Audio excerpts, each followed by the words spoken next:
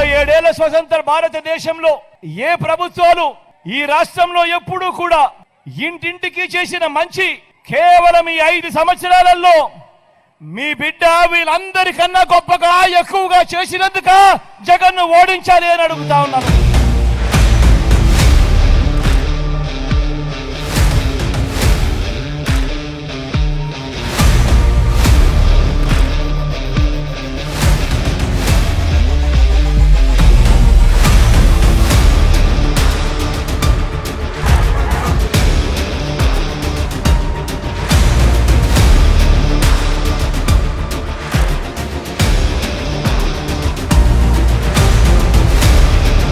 ఎన్నికల్లో మీ బిడ్డకు వేరే కారణాల వల్ల ఏ కారణం చేతైనా కూడా ఓటు వేయని వారు ఎవరైనా ఉంటే అది కులం పరంగా కావచ్చు, లేదా వాళ్ళ పార్టీలతో ఉన్న సంబంధాల వల్ల కావచ్చు. కానీ నేను అటువంటి వాళ్ళందరికీ కూడా విజ్ఞప్తి చేస్తా ఉన్నాను.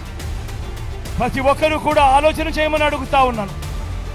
ఎందుకనంటే వేసే ఈ ఓటు వల్ల రాబోయే మీ తరాల భవిష్యత్తు దాని మీద ఆధారపడుతుంది.